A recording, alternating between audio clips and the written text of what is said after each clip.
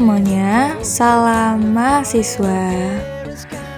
Perkenalkan, nama saya Eli Mareta Silitona dengan NPM 2212011494 dari Fakultas Hukum Prodi Ilmu Hukum.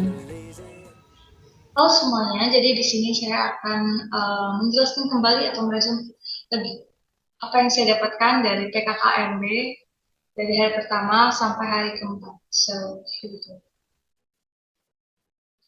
Tema PKKMB tahun ini adalah ciptakan mahasiswa berkarya dan berinovasi untuk kampus Merdeka Belajar. Kita ke hari yang pertama. Di hari pertama ini materi pertama ada tentang penanganan Polri terkait kejahatan digital dengan pemateri Bapak Yusriandi. Dan yang diberikan Bapak Yusriandi adalah tentang pemahaman dasar UUD ITE. Nah, pemahaman tentang UUD ITE ini adalah satu atau sekumpulan data elektronik tapi tidak terbatas pada tulisan, suara, gambar, peta rancangan, foto, EDI, surat elektronik, dan sebagainya.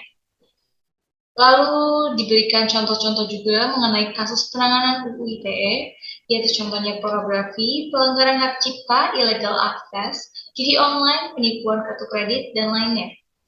Lalu kita juga diberikan tips and trick agar terhindar dari cybercrime, yaitu saringlah konten sebelum menyebarkannya ke media sosial, melakukan pengecekan kembali lebih teliti sebelum transaksi online, lalu mengutarakan kata-kata yang didasarkan oleh fakta agar tidak terjadinya hoax, dan laporkanlah diri Anda ketika Anda menjadi korban kejahatan dunia maya pada pihak berwajib.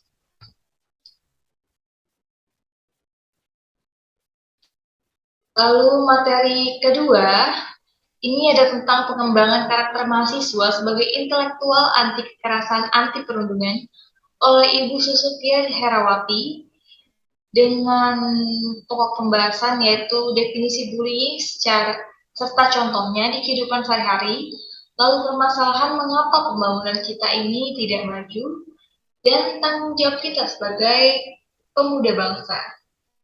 Dan Ibu Susetia Herawati sendiri memberikan motivasi atau memberikan motivasi.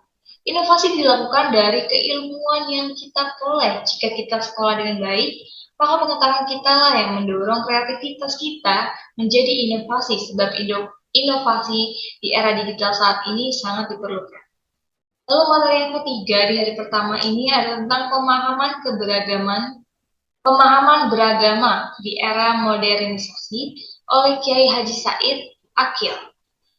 Beliau mengatakan tentang keberagaman, perbedaan ideologi, serta Indonesia di daerah Timur Tengah, dan peranan Pancasila dalam menjaga keutuhan umat beragama. Lalu di hari berikutnya, yaitu hari kedua, materi pertama mengenai Merdeka Belajar, Kampus Merdeka, oleh Bapak Heriandi.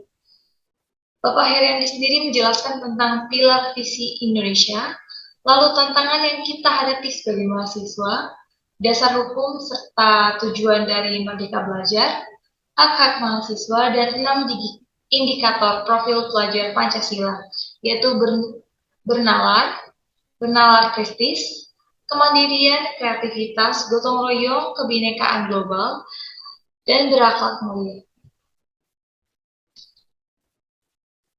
Lalu materi kedua di hari kedua ini ada tentang kesadaran lingkungan hidup, manajemen risiko, dan kampus sehat oleh Bapak Asep Sukahar dengan inti pokok yang dia bahas adalah permasalahan lingkungan hidup di Indonesia, cara mengelola dan menjaga kesehatan bumi dengan 3K, reuse, reduce, recycle, mengolah sampah, menjaga kelestarian SDA, waspada pemanasan global.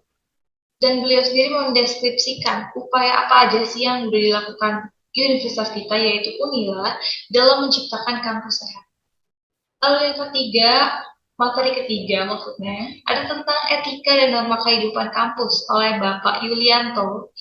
Beliau memberikan tips menjadi mahasiswa ideal di masa revolusi dan mendeskripsikan tipe-tipe mahasiswa. Ada study oriented, itu contohnya mahasiswa kupu-kupu, lalu organization oriented, ini mahasiswa pura-pura.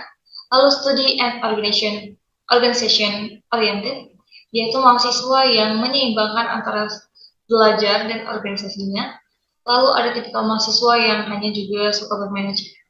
Lalu di materi yang terakhir di hari kedua itu ada materi keempat tentang perguruan tinggi di era revolusi industri 4.0 dan kehidupan kampus pada masa pandemi oleh Bapak Suharso. Dia menjelaskan tentang persiapan mahasiswa untuk menghadapi revolusi industri 4.0. Kita lanjut ke hari yang ketiga, ini udah masuk ke ospek fakultas. Di materi pertama menjelaskan tentang sistem perkuliahan dan bimbingan akademik. Di sini pembicara menjelaskan mengenai siklus perkuliahan mulai dari pengisian KRS, pelaksanaan perkuliahan, UTS dan UAS, input nilai dan KHS. Di sini juga dikenalkan mata kuliah wajib dan juga mata kuliah pilihan. Lalu materi kedua ada tentang sarana dan prasarana fakultas. Kita jadi lebih tahu gedung-gedung apa aja sih dan fasilitas apa aja yang ada di fakultas kita. Contohnya di Fakultas Hukum ini ada gedung A, gedung B yang sedang dalam tahap pembangunan, gedung C, gedung D, gedung E, gedung F, musola, wifi, CCTV, dan sebagainya. Lalu materi ketiga ini ada tentang pengenalan bidang kemahasiswaan dan alumni. Di sini kita jadi tahu bahwa faktanya masih hanya Fakultas Hukum saja yang memiliki gedung alumni. Dan di Fakultas Hukum ini terdapat 14 organisasi Fakultas Hukum. Dan juga dijelaskan mengenai peraturan penting dalam Fakultas Hukum. Bukan Fakultas Hukum aja sih, tapi ini semua fakultas. Lalu di hari yang keempat. Di hari keempat ini saya rangkum menjadi satu bagian. Menjelaskan mengenai cara bersikap sopan terhadap dosen melalui chat, diantaranya dengan memberikan salam, memperkenalkan diri dengan nama, fakultas, jurusan, lalu maksud dan tujuan Anda, dan jangan lupakan salam penutup. Lalu ada kata sambutan dan motivasi dari Bapak Irjen Polri yang mengatakan bahwa jika hukum adalah kapal dan maka etika itu adalah samudra, dan apabila samudra itu kering maka kapal bla bla bla bla. Jadi saya sendiri juga lupa. Dan ada juga pengenalan poliklinik Unila, serta kita diajak untuk memindahkan BPJS kita ke Politeknik Unila agar kita mendapatkan pelayanan yang gratis dan memudahkan kita dalam saat kita sakit. Jadi beban biaya kita dapat tertanggung.